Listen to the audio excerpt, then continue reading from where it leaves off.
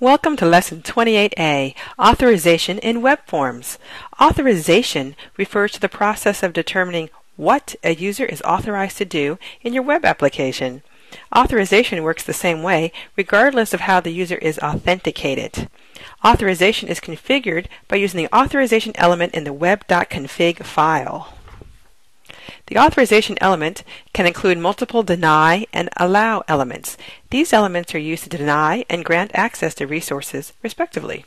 These are the attributes of the deny and allow elements. Users. This attribute is used to identify one or more users. You can identify users by name, or you can use the question mark to represent all anonymous users and the asterisk to represent all unauthenticated users. The roles attribute is used to identify one or more roles. The verbs attribute is used to identify the HTTP verb. The default is all. The ASP.NET Website Administration tool, demonstrated in both Lesson 5 and Lesson 26, can be used to configure authentication. In this lesson, you deny access to your web application for all unauthenticated users. The hint for this lesson is, use the ASP.NET Website Administration tool to configure the authorization element of your web.config file, and there are no lesson requirements.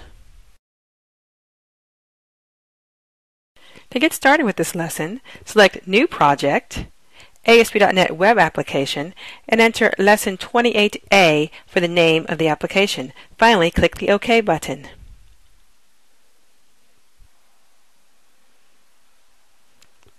Open the web.config file in the root of the application.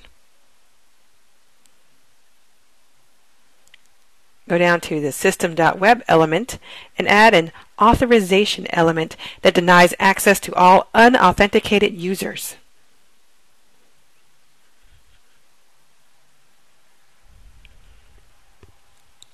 By using a question mark to represent all anonymous users.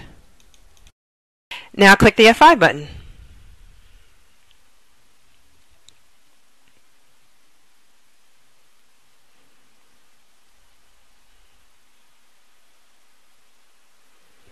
Ooh, that is not a pretty sight. It did redirect us to the login page because that's the only page that's automatically authenticated, but it did not include the styles page, which we really need to style that sheet up. So let's add to our web.config for the site.css page, which is our cascading style sheet.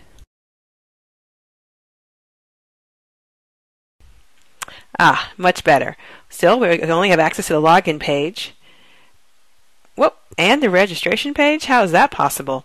Let's go back and look at our application. If you look in the account folder, it has its own web.config file that is granting access to the register.aspx page to unauthenticated users.